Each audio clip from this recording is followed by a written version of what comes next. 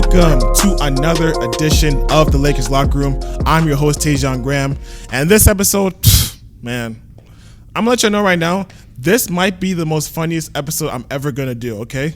There's a lot of pressure on us. There's a lot of pressure, man. I don't know about that. Hey, man, we're about to find out. But listen, man, we got a great episode, man. I've been trying to track these two down for a while, even though they're on my team. But I finally got it done. My guys. Bro, track me down. You canceled, man. You canceled. Wow. You canceled. Oh, I had a meeting. New base. You see, I carry this thing on my back. You see what I'm saying? Like, I haven't even started. Neighborhood hero, for real. Anyways, I got two great guests. They're both part of my team, the men's basketball team. I got Muktar Mohamed and Hazara Jawanda. My guys, welcome to the show, man. Welcome to the show, man. Why'd you wipe your head? You woke up.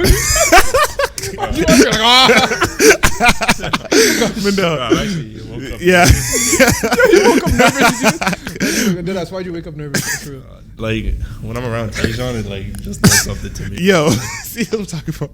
But now let's get right into it. So, for real, the last time we did this podcast, man, we were actually like online. We were at home in COVID. Like, how does it actually feel to be back in person for real?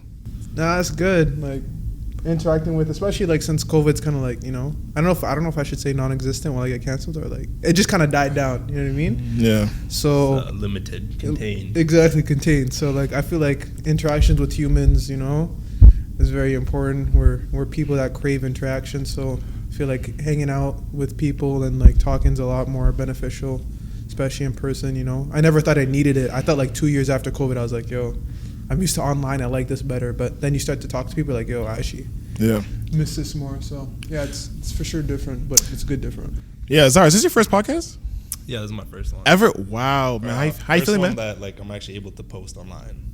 Like I got a couple in the vault. Like, wow. Like what are they? Like, You can't expose. I actually can't talk about them. Like, what are the topics? Like, I can't be in direct competition with Tajon, so like I'm just keeping those for myself. Wow. Those get leaked. It's rap. It's actually rap. All I'm saying is there'd be a new base. A new base is crazy. Wow, chill. Nah, but let's talk about the first half of the season. So we just wrapped up the first half of the season. We wrapped up with the split. You know, we got a 4-week break before, you know, we start the second sem. Muktar, what do you think? Talk about your thoughts about the first half of the season, man. For sure. Like, for sure different, for sure a lot harder than expected, more challenges, for sure.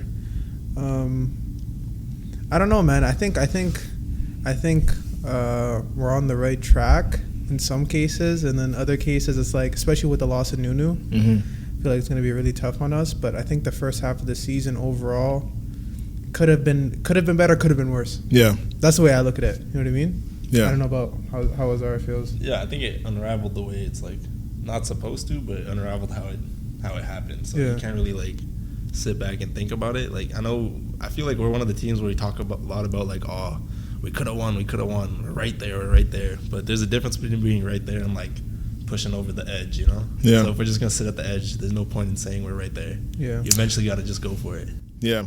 I mean, last year was different too, because last year we only played half the league, and this year we're playing like almost every team is here. So like for you guys, like how has it been adjusting to that? Like, I know when like my first year we played the full league. Last year you guys really started playing because your first year here was COVID, so there's no season. Then last year was only half the league. So how has it been for you guys to really adjust to playing the whole league this year, seeing different matchups, really preparing for a full night of back-to-backs? That's the matchup. This guy, Thomas Kennedy, Grant Shepard, contain them, bro. That's matchup guy, bro. For me, honestly, it's hard. Like I didn't play all last year, so coming in this year and playing a decent amount is a lot harder on your body than I thought it was going to be, especially with especially with the travel schedule, and then also staying like mentally sharp. Like every weekend is hard, I think, because it's easy to take like a couple minutes off and then you just kind of like shot yourself in the foot, so you're not able to get back in. So for me, it's been pretty tough adjustment. Yeah, no, let's stay on that, because like you said, your first 2 years, like you didn't play. First year you came here was COVID, so like you really didn't have a chance to play. So would you say that kind of like strained your development in a sense, because you didn't have a chance to play that first year and you really get the experience, where this year you're actually starting to play? I wouldn't say strained. I think it developed me a different type of way. Like first year I was able to spend a lot more time in the weight room and focus on my individual development, and then last year was kind of like my adjustment year for me. I found like really getting into the grind of the season and stuff, because even like COVID, I was only here for like the first couple months, and then I went home. So and then this year's like I'm actually getting a full taste of it. Like I'm fully experiencing what it's like to be in the OUA. And it's been tough, honestly. Like for me, I don't think it's like as much of a skill thing. For me, it's all up in my head.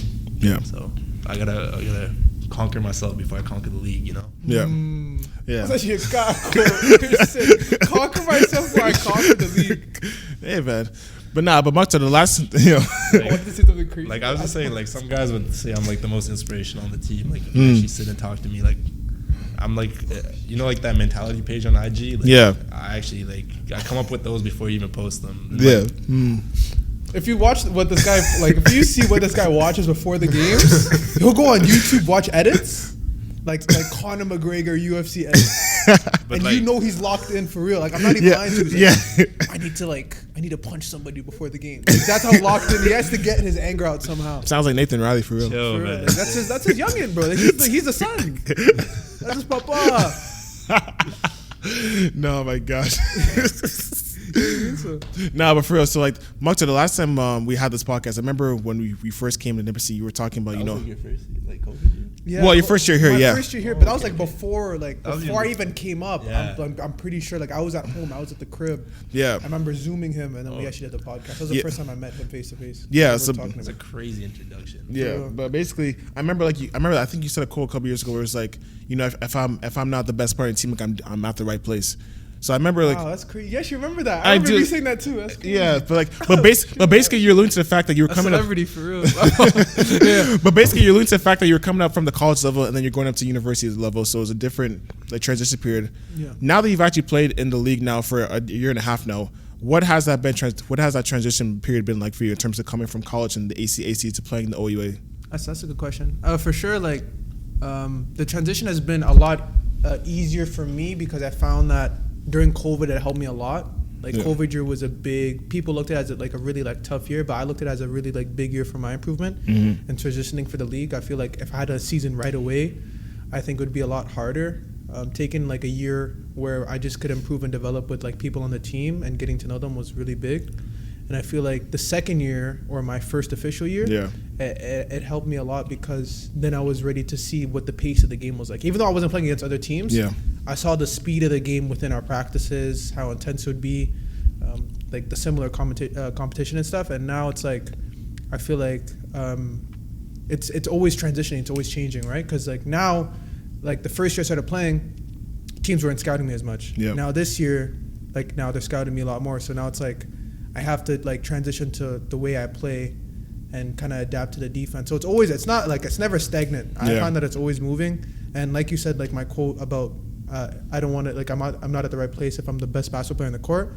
I feel that same way like when I'm here and when I'm in the OUA. That's the main reason why I played here. I think it's the best like conference in Canada. So I think playing against like great competition every night actually just improves me, and it's a big reason why I like seeing like Hazara and like other rookies like improve, because a lot of time I see myself in them as well, like as far as their improvement. So whenever they like are going through something or struggling, I feel like it's beneficial for me to also like give them tips and advice, because I see like what they go through. I go through the same stuff. So I think transitioning is something that every athlete goes to, and I think I find it more admirable and more like rewarding when I see like other players kind of overcome those challenges. So it's kind of a different experience my last year especially. Yeah. We made the playoffs last year, and obviously you started basically every game you played last year. This year you come in and you're still a starter, but it's very noticeable that your role increased. Going into the summer, did you have to feel your role was going to increase, or just by your hard work that it just enabled you to have a bigger role in the team this year? Well, I've had talks with coach, and like I knew that a lot of like our pieces from last year were leaving, like Nick and Nate. That's like 30 shots right that's there. Like so a lot of that, a lot of that left. Shots. So, and depending on what like how coach was recruiting, like after the Queens game, I remember him telling me like right after the Queens game, he's like, next year like you need to take that next step, right? So a lot of it was kind of knowing, like having a sense of myself, like what I need to do and what my role was, but also like preparing for it like during the summer. During the summer, like, putting the work in as far as becoming a better athlete, going to runs, because a big part of, I think a big thing that gets neglected with like, especially like I'd say younger athletes today, is that they just go to individual workouts and train. I found a big part of my improvement was going to like university runs in going to university runs in Ottawa and seeing how guys played. So I feel like that's a big helpful part of my improvement. But for sure, I had a feeling going into it because just logically think about it, like Nate, ball dominant guard, so that the ball had to go to somewhere else, and Nick takes a lot of shots as well, so the shots have to come from somewhere, and I just be prepared. You know what I mean? So this episode of the Lakers Locker Room is brought to you today by BetStep. BetStep sources the best odds from every sportsbook in one spot. That means you can find the best odds to win the most money. Head over to betstep.am today to learn more and to access all the affiliates and the prices.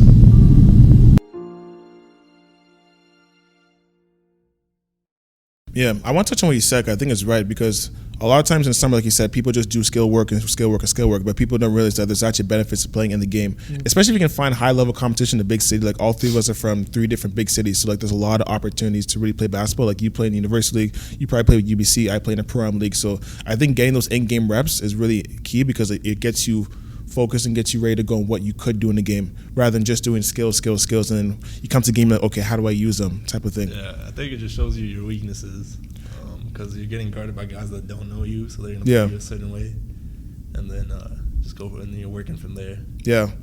Hazara, last year, I think you made a conscious decision that just looking at the landscape of what's going to happen, you kind of decided, to take a step back and just kind of redshirt and use that more as another development year. Yeah. Talk about how key that was. Because I saw, like, from last year to the end of the year, you proved a lot. So, like, just talk about that whole process of just focusing on just becoming a better basketball player for this year. Well, for me, at first, it was frustrating, to be honest. I felt like I could have played last year, but obviously that didn't work out that way. Yeah. And then once I made the decision to redshirt, it was kind of nice because it felt like I was putting less pressure on myself, and then I was just working on stuff that I'm not as good at or like taking risks at practice. Whereas before I felt like I kind of needed to have perfect practices or like perfect days. Yeah. Otherwise, I wouldn't be able to even crack rotation. Yeah. But once I felt like that pressure was off, then it's easy to like just take chances and take risks, and then whether that's like I don't know, trying new post moves or like doing different coverages or like playing like just working off of other guys. It was nice like in terms of that. So that was a big part of my development. And then also like I feel like once you know you're gonna redshirt or not play heavy minutes or even like any minutes, it's kind of like okay, now I can go extra hard in the weight room again. Because for me like that's my biggest thing. Like I don't think I'll ever be like a super bouncy, fast twitch athlete, but I know I can be like as strong as guys and then hold my own in that sense. No, so that was like a big focus for me, Yeah, for sure. I kind of want to switch gears back to you, Muktar. Seeing a guy like you playing for now last alternated questions. Yeah. What do you mean? One question. Yeah. Yeah. Yeah, switch gears. That's the whole song. Okay, my fault, LeVar. But now kind of getting back to you, Muktar, I've been your teammate now for the last couple of years, and this first half of the season, obviously you're battling with a hip injury. And I told you personally, like a lot of times, every time I see you fall, I got scared, like, okay, you might not be able to get back up.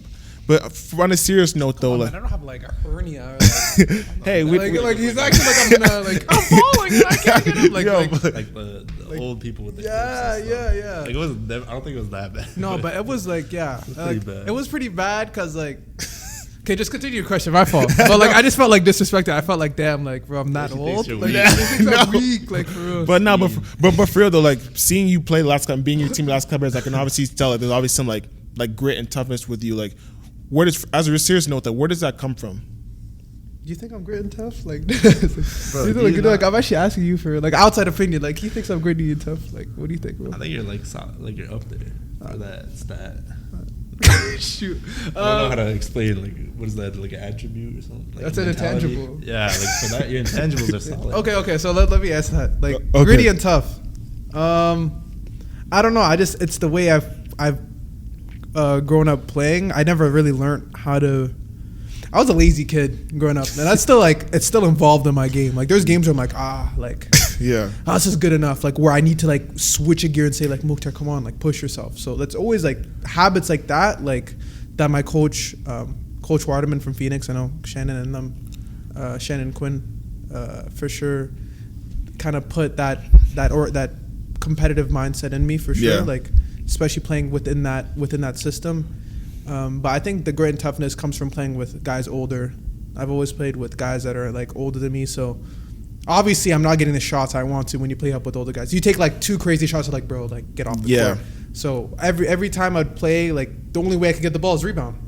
They're not gonna pass me. You gotta get the rebound. So I just been growing with that instinct. Like, Muktar, you're not gonna get the ball. Go get the rebound. Bring it up yourself. Yeah. So if they're not gonna give you the ball, you gotta go get it. So I think that's where some of it comes from. And it's just like, yo, if somebody like punches you in the mouth, you gotta find a way. Like, you can't take kind of disrespect. I'm not one to kind of like back down. So yeah, I think it's also a big part of how I've been raised. Like, my mom's always been gritty and tough. Alhamdulillah, all praise be to Allah. Like, I think she's been a great role model to me, and that's the way she raised me. And I think your outside influences have a big impact and role in how you behave on the court.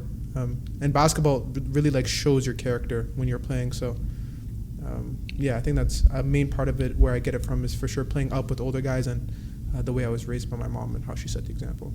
Would you also say too, like, your road of getting to this point helped too in the sense of like your basketball road? I remember a couple years ago you said you weren't heavily recruited. You had to go all the way to Alberta for a couple years, and then you're obviously still at university, but obviously at a smaller end school. Like, would you also say like your road also, and seeing where you are today, also put into perspective how far you've come? Oh yeah, for sure. Like I think I don't take enough time to acknowledge how far I came sometimes. Sometimes I need to embrace, like, I'm like, oh, that was nothing. But sometimes I need to take a step back and be like, yo, Muktar, like, from where you started to now, it's impressive, you know? So sometimes I don't take enough time to really like step back and see how far I've come. But especially playing against, I think, other Ottawa guys in this league, like, I for sure have a chip because I know those guys are like heavily known within the city, and I was not one of those guys. So I for sure want to like prove something, not to them, but more for myself. Like, I can hang with the competition. So yeah. Switching it back to you, Hazara, and stay on the competitions. Like, what was because obviously I'm not from the West Coast, but what was the competition like in Vancouver? I know it's notorious for NBA players to come out there. Obviously, you guys have a lot of universities coming out there. But for real, like, what was the competition like growing up in Vancouver? Yo, I'm gonna be honest, yo. What? This is McGee. Like, you don't know about McGee, bro? This is actually McGee High School, Surrey, BC. I'm from actual Vancouver, man. Yeah, actual downtown. Vancouver? Okay, like close to downtown. Yeah, but yeah, I'd say it's like hit or miss, honestly. So like some games you'll play teams like there's a couple teams in my city that had like 4 or 5 youth sports commits all on the same team. Yeah, and not to like to good schools and stuff. And then other games you're playing guys where they're like the tallest guy's like 6'1". Oh wow! And he's like pushing 270. Wow! So it's like you're playing against like brick walls out there. Yeah. Wow. But it's pretty inconsistent, honestly. And then the club scene's better because then you're getting like an amalgamation, but still like relatively inconsistent. And then there's like top end talent, like guys going D1 and stuff. I was probably I am worse than those guys at like when I was in high school. I told you that I am worse than those guys. Yeah. Like in terms of like in high school, like it was apparent that I wasn't like a top end guy. Yeah. But I was definitely better than average. So I just needed to kind of carve out where I was gonna end up, and I knew like back in high school, like I always felt like I needed to push myself, so that's why I did like a prep year out in Ontario, and I just wanted to see how far I could like take it myself, and then how far I could get pushed, and I think it worked out well because I wanted to play in the OUA. Like even at the time, I kind of knew this was the best conference to be in. And it still is the best conference to be in. It's pretty apparent in my opinion. Yeah. If you look at like other conferences, teams and stuff, like this is a thing where this is a conference where you're gonna play like Team Canada guys every other week. You're gonna play like future like good level pros every other week. Like what's there not to love about being in that situation? Yeah. Can I ask you a question? Yeah. When did you know like you're actually going to be like able to play at the next level? Like let's say like college or prep or whatever. Or like that's my question. When did you like? Well, to be honest with you, I didn't think I was going to play. Like I had like some CCAA offers. Okay. Back in like grade 11 summer before my grade 12 year. Okay. And then I thought like at first I was just going to do that, and then I did like the MPH showcase. Yeah. And then when I was talking to like a couple of the coaches and stuff there, they're like, no, we think you can go U Sports or like low level D2 or something and mid level D2. So I was like, oh, okay, maybe like I'm better than CCAA, but I'm not D1, which is like okay for me. Right. No one in my family really plays sports or anything. Okay. So for me to like even play like university level is pretty. It's a big deal. It's not. I wouldn't say a big deal, but because my parents don't like to make big deals out of this stuff, because they're like, okay, if this is the path you're on, don't make it a big deal. Like this is something you're supposed to do. Oh, if you're gonna work for it, right? Okay. So, because my dad like he did individual sports like mixed martial arts and kickboxing. Oh, so that's where he loves for MMA. Yeah. Okay, I didn't know that. Big influence. I didn't know that. Okay. So he was the type of guy who would just tell me, okay, if this is what you think you can do, like go make it happen then. So that's why I decided to go prep. So I kind of knew like grade 11 summer, but before that I wasn't actually not considering it at all. Like I was thinking about going just overseas for like professional school, like med school or something. Yeah. Yeah. Yeah. So this is a lot different. No, it sounds your story of kind of trying to go to prep is similar to mine, because after I graduated high school, or even before going to my first grade 12 year, I'm like, everyone's asking me, because I went to not the MPH showcase, but UPlay had a showcase. So like they had like all the D1 schools at Humber College. That's where guys like Tyrese Samuel, like I even saw Coach Calipari that I was like, oh damn, like this is a real deal. But people were asking me after that showcase, like, hey, is your son, or asked my dad, hey, is your son going to fifth year? My dad, we're like, no. We always said we're not doing a fifth year. And then once I graduated high school and then I had no offers, so I was like, do I really want to? Because I got into U of T Scarborough, so I was gonna go there just for school. But I'm like, I still want to play basketball. Yeah. So then that whole summer I was trying to play through the CNIT. I was trying to play through some circuits to see if I can go D1 or at least get somewhere. And then a prep opportunity came up, and I was like, I basically to the last week before school started, begged my parents to let me go to Toronto Basketball Academy, and they let me go. So it's kind of cool to hear that other people on the team have the similar stories in terms of kind of prep just kind of being like an option. Because for me, it was not an option. Going back to what you said about the league, hands down is obviously. Sorry, I just want to add to that real quick. Go ahead. Like when you say stuff like that, like I think sports is one of the last few things where there's like, I want to say somewhat real consequences, because like in school you can kind of like just get through it. I think, but like sports is like people will give you definitive yes or no's, if that makes sense. Yeah. You think so?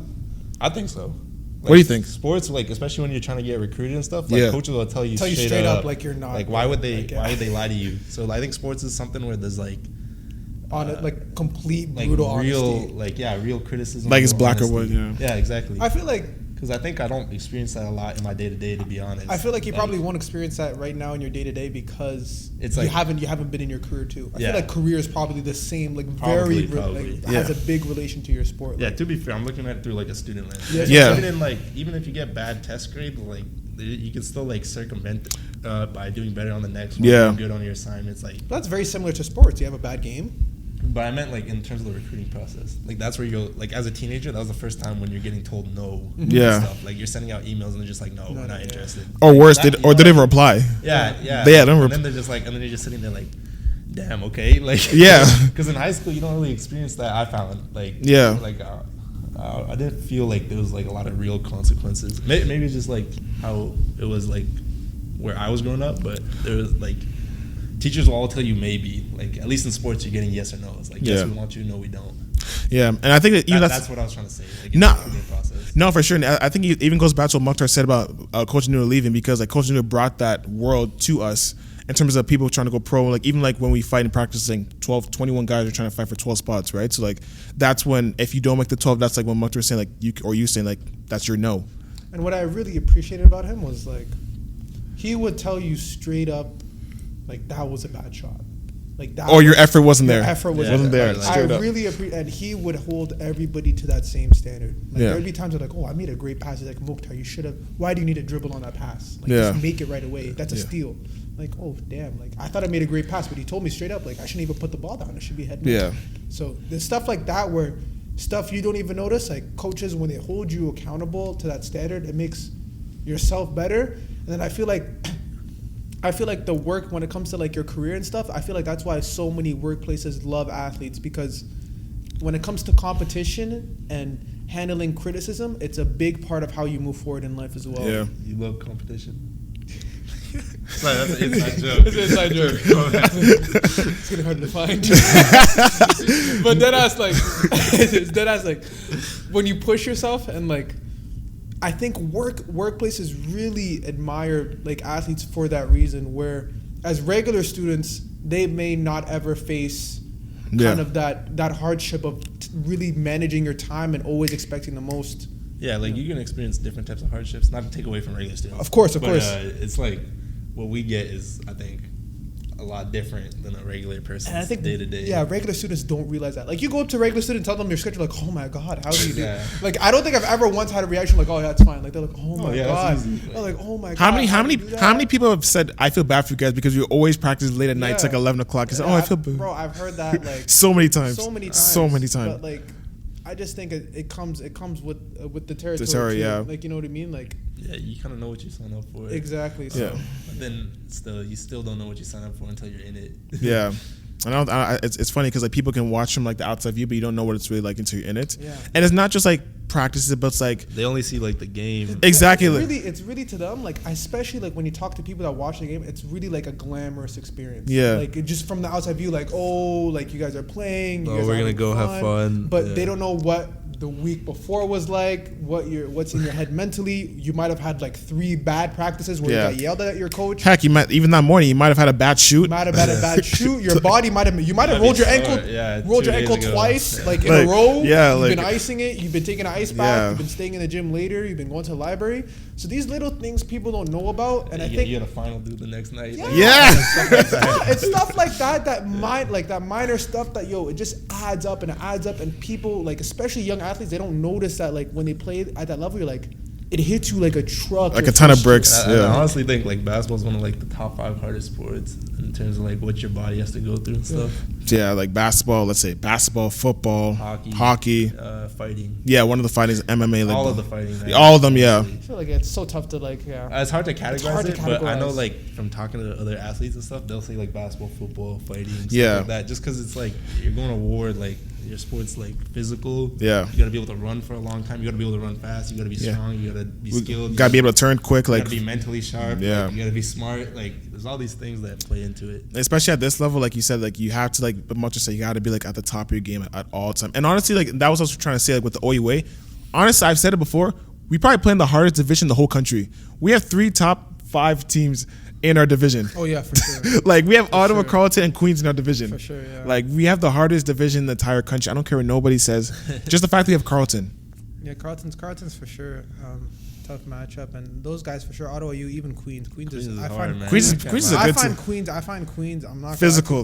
Like when I go into that game, I have to be mentally prepared. Like, this is gonna be like you're gonna get some bruises. It's good to get beat. I'm very excited to play them. That was my first game I played, and it was a little bit of a jump. That's a crazy first game to play. Yeah, and it's funny because my first ever career game was against Queens. Really, my first career game was Carleton. Yes, so that was a Carleton with like Ale. Lloyd, they had like what's Benny? Benny and people don't understand how big Benny. That guy is 6'7".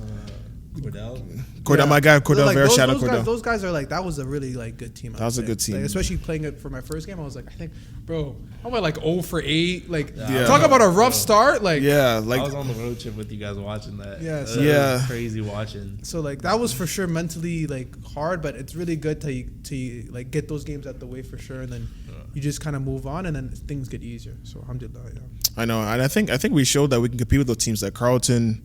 Like we competed. Ottawa, we really had a chance to win that game. I know we lost by 10, but that's what Hazara was saying. Like that's the stuff. Like okay, we show we can compete, but what's the next step? Is winning, is closing the deal, right? So like that's the difference between the teams that win and the teams that don't. Like it doesn't matter. Like when it's crunch time, like who's next queued? I feel like it's very hard. Going into second semester, we shouldn't be talking about we're right there. Yeah, it should be where we're trying. Like who we gonna beat? Type of thing. Yeah, and the same for the rest of my career. Like next two years, they should be like we're gonna go win. And I'm very excited, like especially after this year, to watch what like he gets up to, what Nathan gets up to, what Nolan gets up to, Daniel, like all these guys. Like I feel like the if they stay here, I feel like the future is like really bright for this school, especially with these guys. Like not only on the court, but like off the court. Like these guys are good role models, good guys. You know, like this is the reason why I have. Like I wanted Hazara to come because I feel like I learned a lot from him as well. Like he's a good friend of mine. Yeah. So like these type of relationships you can't take for granted, and I feel like, especially with the rookies, like I'm very excited to see what the future holds, because I feel like these guys are way more skilled than I was. Like way like, you know, it just kind of, especially like when you first went to Olds. Yeah. Like I was not that skilled, bro, but these like, guys are these tough. are like tough. Like when I tell you, like Nolan could shoot the ball. Like if he gets a handle, he'll be great. Nathan already at this, I think he's probably like most skilled. Darnez gonna be scared. Man. That's my guy. Darnez is really skilled as well. So I feel like a lot of these players, like when they come in, it's like their skill level is so high. It's just like No, it's just like mental stuff. the intangibles, IQ, physical stuff, like, IQ, yeah. like building your body. Because like no matter how skilled you are, like you could do a dribble move, but if your body's not able to get to that spot, like if you're getting bumped, out. Yeah. it doesn't matter. So But I think and then you're running through screens. Oh, yeah. You put through screens. Like I know I set good ones on other teams, so I couldn't even imagine if you're getting hit by Kennedy or Shepard. yeah. But I think the good thing about this team this year is that we've had to rely on those guys though, because whereas last year we had a super like deep team, but we also had like an older team. Like guys like Nate was 25, like you and I were 21, like Danny was 22, David was like 23. Like we had like a lot of older guys. Nick was like 24. Yeah, 20. Nate was 25, right? So we had like probably I think our whole like the guys that were in the 12 consistent, I think everyone was like 21 plus. So like we didn't really have a young guy. Whereas this year we really need to lean on every young guy. I think has had a chance. Like Nolan just got his chance. Like Daniel had a chance a weekend. Like Darnez has been in the rotation. Nathan's been in rotation. So it's really good to see every one of those guys have had a chance to play. Yo, am I taking our podcast off track? Because I'm just like talking. Like No. I can't tell if he has like preempted questions. No, like, no. Like this is the thing. Like you have topics. This is the thing. You have topics, but I don't have pre questions. Like See, when you said it was gonna be the funniest one, I feel like we're not living up to that expectation. Yeah, because like I feel like. But the vibe. But I don't want to get in trouble, man. Yeah. I'm staying its course. I'm staying the course. I'm not getting. I don't want to get an email from nobody. I brought up no. I don't want to get like a text, coach. I saw the podcast. Come in my office. Muktar Mohamed not able to play second semester due to comments on 2 days later. 2 days. The ADs raps. New base is canceled. The podcast is canceled. Okay, relax. Everything's gone to shambles. Relax. See how you replace shambles with the other word? See, like, bro, I haven't sworn. Like I've been very careful on what I'm thank you, saying. thank you, know? thank you. So like, but can I actually ask you a question for real though? Yeah. Like, what was Coach Corey's pitch for you coming here? I think like a little bit was through my prep coach and him, like the dialogue, and then when he started talking to me, it was a lot of like, we think you're like a couple years away, like you're still raw, and which was fair because I don't think I started playing basketball like late, Yeah. and I started taking that stuff seriously late. When'd you start playing? Only grade 8, 9. Okay. Yeah, and then well, I guess that's like for some compared to some guys that's pretty. That's late. pretty. Yeah. And then I only started taking it seriously like grade 10, and then like in terms of like actually playing in the off season and stuff. So I think he was. I honestly can't remember, to be honest, but I remember him. I remember this. Like after I was like, yeah, like I'm in. He just sends me a text, all caps, let's go, and he's like, I'm gonna call you right now. And then I was waiting. So Never called you? Did it call me? Then I go for a run. On the run, he calls me. So then I'm like jogging and I'm like talking to him. He's like, well, that's actually a good expression on the coach. Yeah. Like he's It's grinding. like- Like, I call him like, what's up? Hazara, welcome to the team. What are you doing? I'm on a jog. Yeah. Good job, man. Good job. Telling me you're a grinder. Yeah, so I think I went for a run or something, and he called me like while I was on the run. I didn't think too much of it because I was just like, oh, okay, like just send the paperwork. He's like, oh, really? Like thanks. He's like, I think he's like appreciate. I said him like thank you. And stuff like that. But I think when he was recruiting me, it was a lot like long term stuff. Which now that I'm kind of reaching like where they kind of expected me to be, it's like they're right. Like coaches kind of have a good vision for a lot of people, and I don't think people like understand that. Like if they have a vision for you, like I won't say all the time they're right. Yeah. But a lot of the time they can be right or pretty accurate. Yeah, I think the most important thing, like for me personally, when I came here 3 years ago, is like to find a coach that like can rock with you, like through your ups and downs. So when I was a rookie, like coach was able to like be up with me through, like JD talked about that one time in the locker room, like you have your peaks and valleys. So like it's good to have a coach that like can actually rock with you when you're up, when you're down, you know, because like you guys know, like it's not easy to be, you're not gonna be like this throughout the whole season. Like it's not gonna happen. So like to be able to have a coach that can actually like be able to see when you're down or try to pick you up or acknowledge when you're doing great, like it's a good feeling. Sure. So I've been, you know, we've talked a lot about the basketball stuff, but I really want to get to some fun stuff because I've always been because I've always been curious because I've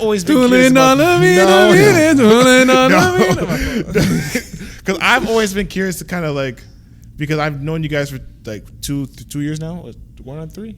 Yeah, it's going on 3. Yeah. Going on 3. But basically, like, this friendship has something that's been like, because honestly, like, you guys are. Yo, I actually don't mess with this guy. Like, You guys he's not came. even my friend, You guys I'll came. be honest, he's actually just a coworker. Like, That's actually like how I This view the team, bro. like that. I was like, we're just Like business there's like partners. supervisors and Yeah. there's like the workers and Yeah, then there's yeah. like the interns. Like Yeah, right now yeah. I'm just at the worker level. Yeah, that. So you were a penny, bro. You're an intern for real. Because you guys,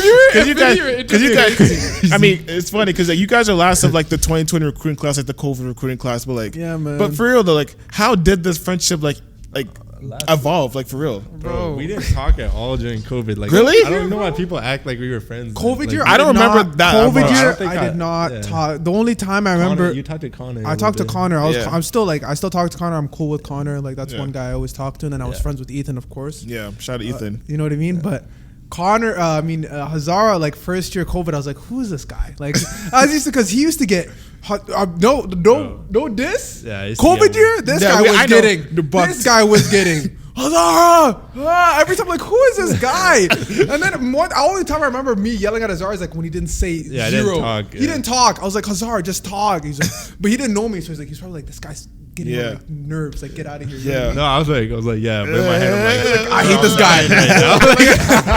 You know what I mean? So, Bro, and there's I, like, and I just remember going like this. yeah, he remembers that. That's what I was about to say. That was that dope. That Who was could crazy. forget that drill, man? That was the a crazy the drill. forecourt was it 2-on-2. Yeah. 4-court 3-on-3, no Oh, still- passing. no Yeah. passing. Who Who could sitting forget? on that floor for like 30 minutes? I saw the video. I saw the video in my mind. The original in my That mind. was Yo, crazy. that- bro. and then after in the huddle, I said something too. They're like, "Shut up, shut up." So they're like, coach was like, Hazard, what gives you the right to do that? You guys lost.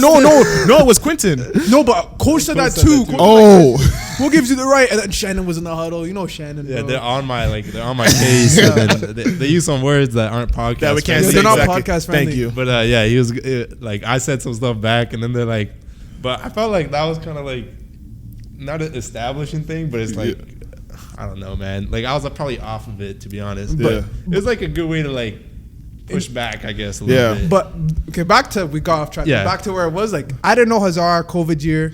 I remember him talking to, like, he was close with Dave. Yeah, I talked to Dave. And Jason Little, right? Yeah. Yeah, that's my guy. That's your co-host. Your Yeah, it previous was co-host? Richard. Yep. Shout out Jason. So yeah. Those are shout cool out. dudes, man. Cool dudes. I love So- Jason. Love Jason. So then, like, my first year playing, I started talking to Hazara more. Like, he No, came it over. was that summer, He came over the that summer training for camp. training camp. Okay. He I slept slept over. at his Okay. house. Coach texted me, "Oh, we need guys like." Oh, I remember space. that. Yeah, because Thomas was at our house. Yeah. So I had Ozzy, him, Ethan. Ethan. The Connor. house was packed. We had no AC. And It this was is an apartment hot. building. It's- Apartment building. Yeah. On top of Beyonce. It's hot. It's just a bunch of like sweaty guys in the change room, not in change room, in the just Bro, sounds but- sus. In the AC.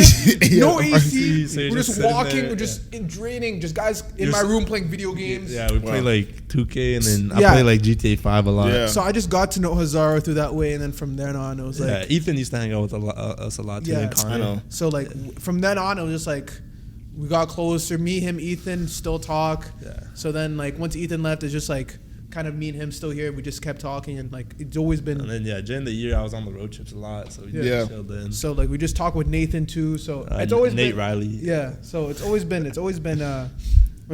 a close relationship, and I feel like he's a guy that's really genuine when he speaks, and I think that's hard. I think that's hard to find, Yeah.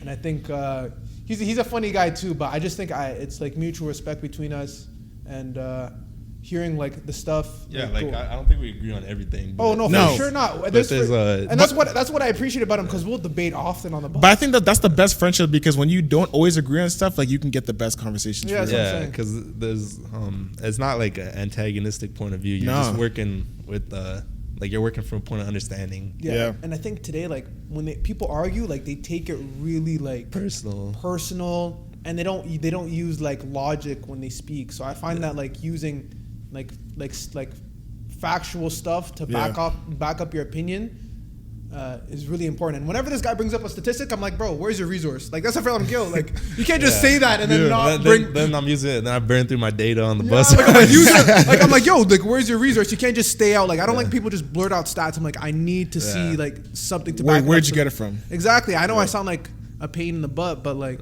sound like a teacher. It's a but good dialogue, it's a good, honestly. It's a good point, because people can't just make up random stuff. I think being on the team, it's a lot of more life experience than people think. Oh, yeah, for not sure. to keep talking about basketball, but like on your team, it should be pretty open, in my opinion, between people, which I think a lot of guys have on our team. Yeah. Everyone's pretty open with each other, so you're able to have pretty candid conversations about topics that I don't think you could have with just anyone. Yeah. And it's also a point of trust. Like, I know this guy's not gonna get offended by what I say, or I'm not gonna be offended by what he says. Yeah. And we're gonna operate from a point of understanding, like I said. A serious question, would you guys think that's probably the best part of the student athlete experience is the relationships you make and the conversations you have with your teammates? 100%. Like, without a doubt, I think. Zero chance. No, definitely. Relationships are definitely important. Like, I feel like I've definitely made a few honestly, like, I feel like everyone is like people I can talk to lifelong. Yeah. And I think that's hard to find, especially after high school. Oh, because I know like some of my friends who are just regular students still find it hard to make genuine friendships at university. Yeah. So I can't imagine like not having genuine friends. Yeah. And I think for sure, like, the experience you go through is for sure what you remember the most. And I think I've realized that over time, especially since it's my last year. I think like appreciating my time with my friends, especially on like road trips, like to think that already the first semester is done. Yeah. Of my last year is crazy. Yeah, like man. it hit me like a ton of bricks. I was like, oh, thank God first semester is done. Like that's what I said because my body was sore, my hips killing me. Like, oh, thank God first semester. I was like, damn, like first semester is already over. gone, man. Like, it's already over. Like So you basically have 12 more guaranteed games until like it's the 12 end of games and then hopefully playoffs, but hopefully, but guaranteed games, like, guaranteed games. But I think health permitting, of course. Yeah. Yeah, but I think a big part of the experience, inshallah, a big part of the experience is with the people you like, the friendships you make. I know that sounds corny, but like It's the truth. It's honestly the truth because I think relationships within sports is like no other. Like you see your teammates every day, like the lowest, the highest, 6 days a week. Yeah. Sometimes 7. Multiple times a day. You're seeing these guys, and people don't see this on road trips. You're sleeping with these guys. Yeah. You're getting to know them close every day. So I think it's really similar to like the military. Like when you see those guys meet up with each other, I had a conversation with this on the bus. When you see these guys in the military meet up with each other, it's like they haven't seen each other for 8 years. Like if you see like two military like personnel guys watch like it on YouTube on and podcasts, like they'll just talk about like past experiences. Yeah. They won't really talk about like, oh, how well you performed. It's just like, oh, remember when you did this? Remember when this happened? So I think it's a really similar relationship with athletes that like your non-athlete wouldn't understand because like they're not going through shared experience. Exactly. Yeah. People don't understand how big that is in relationships. Like I still have a couple friends from high school, and the only reason we're probably so tight is because of shared experience. Yeah. So if we don't have shared experience, like you're basing your friendships off of what? Exactly. And like what's the foundation? Yeah. So then if the foundation's shaky, they're not gonna last. Exactly. And I don't care what nobody says. Like I will say, like seriously, like people don't understand what it's like to be a student athlete unless you're a student athlete. Let's just be honest. 'Cause like you said, like the road trips, practices, the ups and downs is all the same. And the intensity of like, I'm not gonna say not diss other sports, but like the intensity of like team sports is extremely hard. Yeah, like you and gotta the sports we're in, like soccer, basketball, football, volleyball, probably. Team sports is really tough because you're managing relationships, right? That's a really big component of team sports. It's not you against you, but it's like you have to lean on these people. You have to work together. You have to work together, and that's you got to be amicable. Like you can't have negative relationships, honestly, because if you do, then it's awkward as hell. And it's like, and it's not manageable. Like you, like honestly, like it's the same as a workplace. There's gonna be people you don't like, but you have to find a way to work with them. There's gonna be people on a team you might not see eye to eye on, but you have to find a way once you get on the court, once you get to work with them and find a way to win. Yeah, right? especially in games. Like I know practice matters a lot, but especially in games, you can't hate each other on the floor. Yeah. For me personally, I find it easier to be able to like block out, like you said, be professional when it comes to the games. Because at the end of the day, like we're trying to win. Yeah, that's why I came up with that coworkers thing. Yeah, but no, for real coworkers. Like, no, but honestly, though, on a real talk, so like for the podcast, like for real, like as someone said it best, like not everyone on a team is friends, but you do have to be friendly with everybody. Yeah, like you're not gonna be like an actual job. Yeah, you're not gonna be friends with everybody. Let's just be honest. Especially like say a football team. It's like how many guys in a football team? Like 40 guys. Even ball. Like you're gonna bond the closest with people you are like familiar with, or like even like the locker room. Like me and Muktar are right next to each other in the lockers. Like you know, I look to right and right, and he looks to my left. We see each other. So it's like you just like we see like that's a lot of times shared, right? So it operates in that way where Like if you're close to somebody, the more time you spend with them, the more time you understand who they are. So it's kind of in that way where.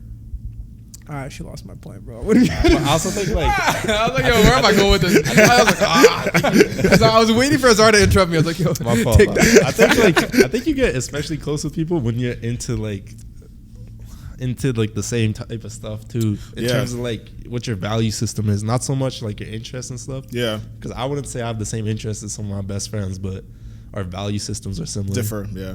Are similar enough to where we can like. I'd always ask him about how he feels about his religion, how close he is with his family, and a lot of it is very similar. Yeah. Learning about where he's from, I found a lot of similarities in the way he operates in his life. Like we're both like offspring of immigrants, so that's like a big. That's just one point. Yeah. But, it makes a difference. I think. Yeah. And I learned about his family history, and we just compared it to mine, and like how we came up and our differences. So it's something that I think like people can have a conversation with, and obviously you bond closer when you like growing up, like his childhood experiences. Some of it might be similar to me or might be different, but I understand it. And then you're also able to have candid conversations about like future prospects, whether it's like jobs, marriage, like.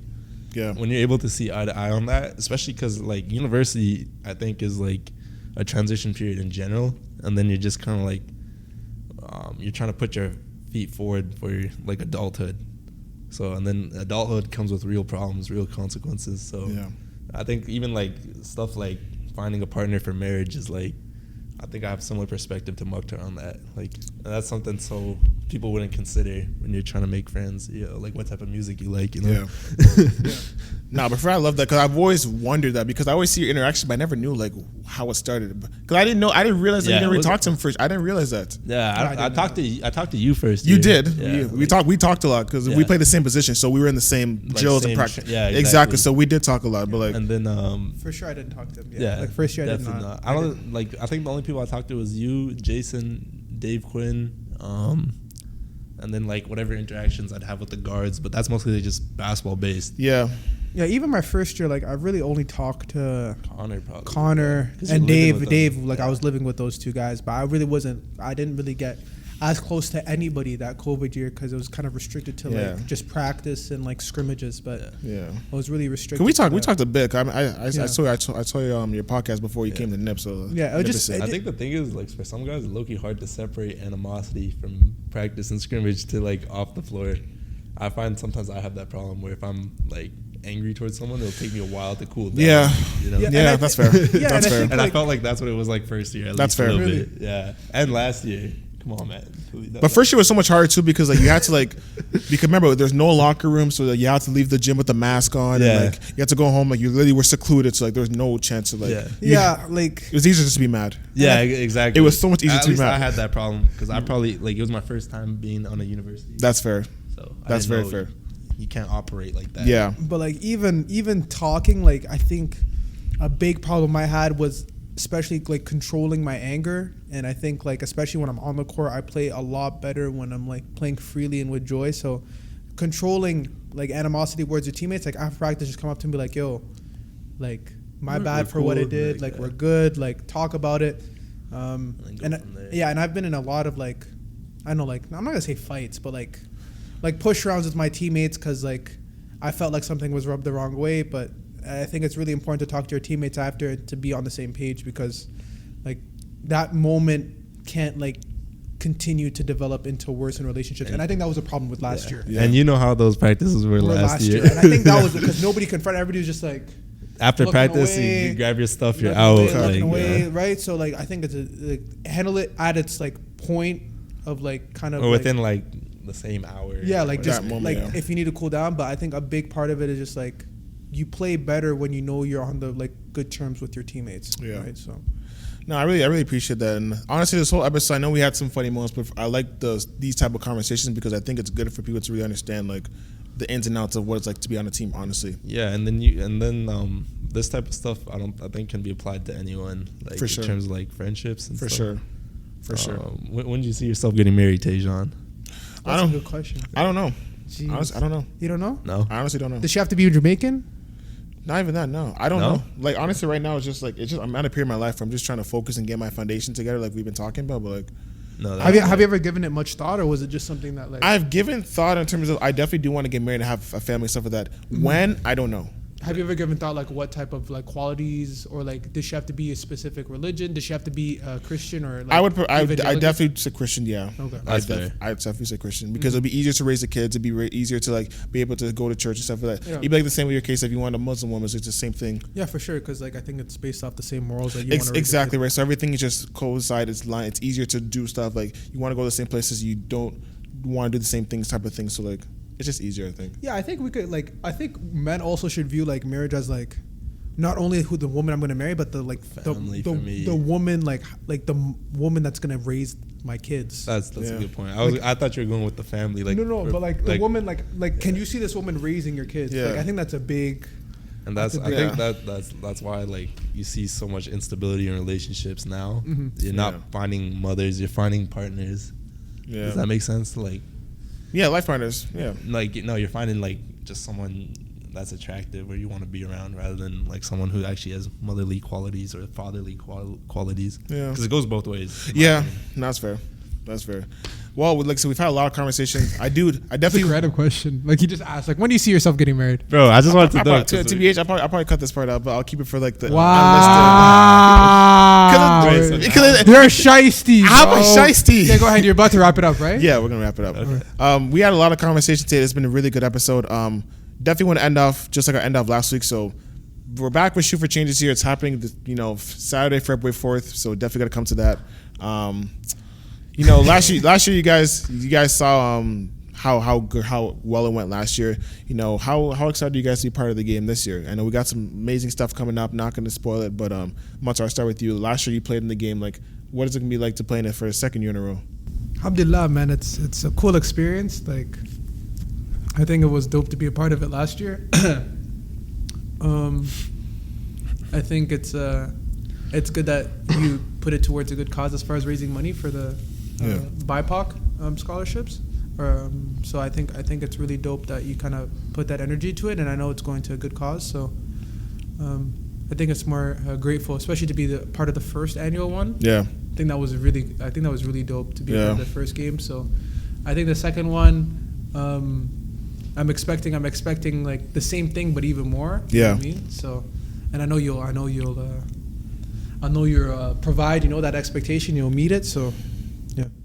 Yeah, what about you, Hazar? I know last year you weren't playing last year, but this year you could have a great chance of being a part of it for real this year. So how excited are you to be part of it this year? I'm definitely looking forward to it. I think it's, for me, the biggest thing is like now we're making tangible change, like change you can actually like measure, and I think that's one of the hardest things to do is to measure your change. And now you've accomplished that in terms of like the funds and the scholarships and stuff. So that's like, to me, that's eye-opening. Because it's like it's tangible change that people can go out and physically be like, that's what Shoot for Change did.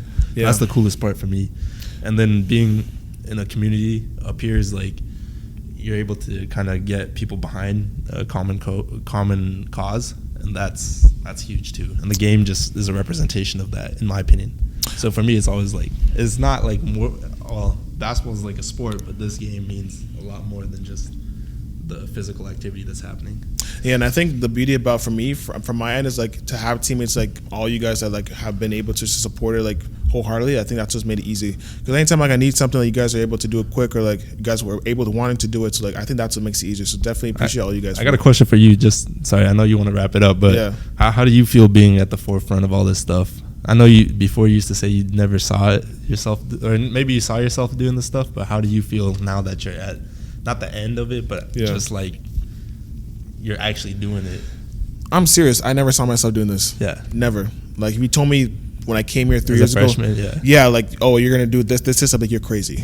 Like, you're crazy. But, like, I think with COVID happening and all the stuff that happened, that it gave you time to think. And I think seeing that George Floyd incident, kind of really seeing, it was the first time that we'd always heard about, the Trayvon Martins, the Eric Garners, like all that stuff. We always heard about it. But that was the first time in my life that I actually saw like someone from my community like get murdered like on my phone. And at that moment, like I saw like, it was different because I didn't see George Floyd. Like you saw like every black person ever saw, like myself, my brother, my father, my friends. So it really put in perspective that like I need to do something.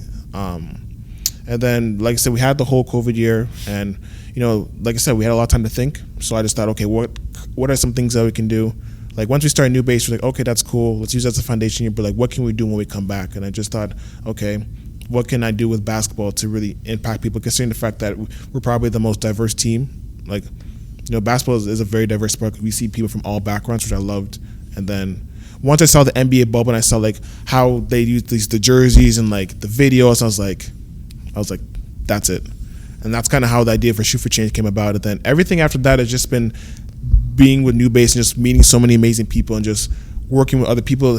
The ideas just kind of flow and be able to like find like-minded people from not just in the OUA or not just in Nipissing, but people across the whole province of Ontario. That's kind of how Athletes for Change started, because I saw that a lot of athletes were doing the same thing. So just being able to see from them what they're doing and getting ideas off that has been the biggest thing for me. Just to add on to it, do you feel like this has completely altered your life in a positive way, like fully, like 1,000%, 1,000%. Because when I first came to Nipissing, all I thought about was after I'm done school, I'm going pro. Now it's like I can see so many things I can do now. Is that still a goal of yours or no?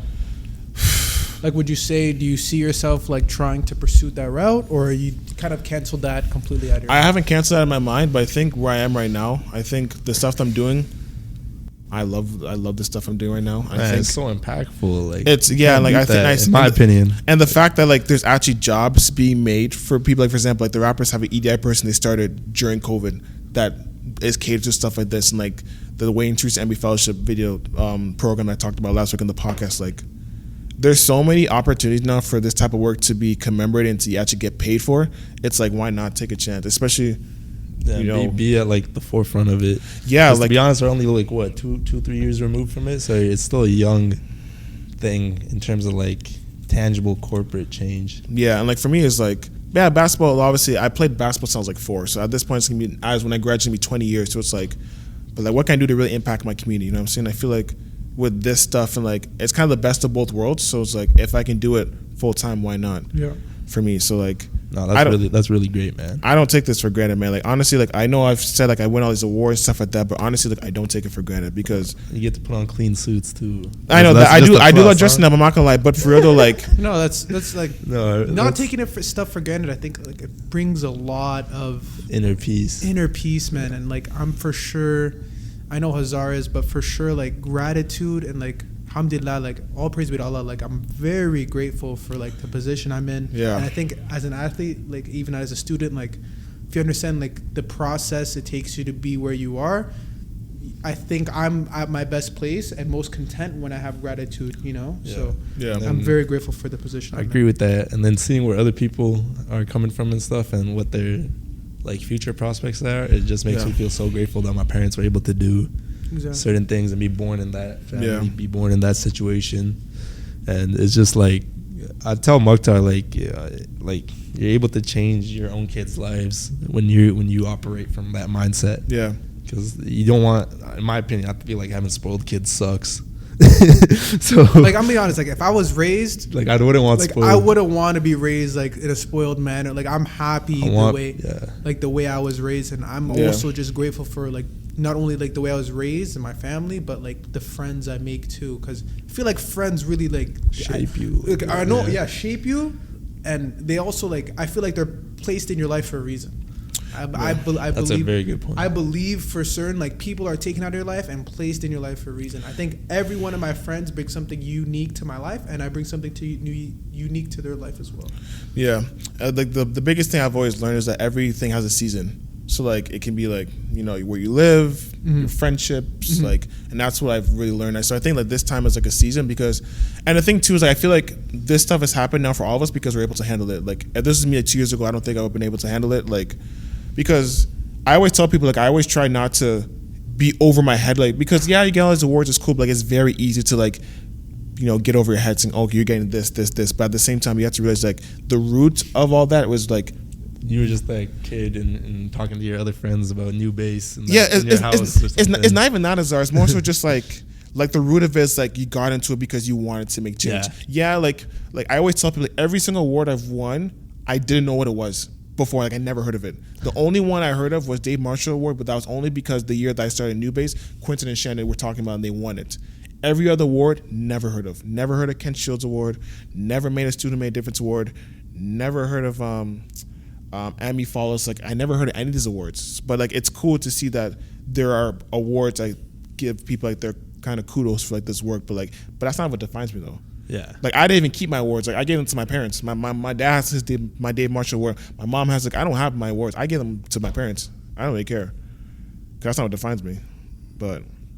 Tough. That was tough. What? Ended there. Like, that's how it defines it. Cut it there. That was tough. That's my legacy. Cut it. Like, you know you knew where to cut it, bro. You learned the lesson, huh? Yeah. You took my advice. Cut it. Like, I gotta edit it. Edit there. Well, edit there. Cut it. You're sick. You're actually a sicker man. But for real, this is a fun episode, man. I really appreciate you guys. I know we were trying to plan this for the last couple of weeks, but I'm glad we got to do it. So appreciate y'all. All I'm saying is we better be on the season recap at the end of the year. Season recap. Yeah, I want graduation, farewell. Like, I gotta be there. I gotta be there. You want to be part of this So senior? you're not graduating, bro. I want You want to see something about? You want to be in the room? Okay. So the senior send off series. Yeah, exactly. Like I want that. Like, but it should be like a that. group one because I feel like that'd be more fun. That's like what Danny David. That's what I've been doing. That's what you usually do. Like, that's what I've been doing the last 2. Remember, I did the senior send off series. My fault. Yeah. So me, Danny, David. I don't even know. I think that's it. That's it. I think that's it. Yeah. First round, I don't know. Yeah. But appreciate you guys for coming out. This is fun. And with that said, that is a wrap on another edition of the Lakers Locker Room. This is the final episode of 2022. So good luck on exams. Merry Christmas. Happy holidays. You can catch the video version over on YouTube, and there's a full interview on all podcasting platforms. Merry Christmas. Happy holidays, guys.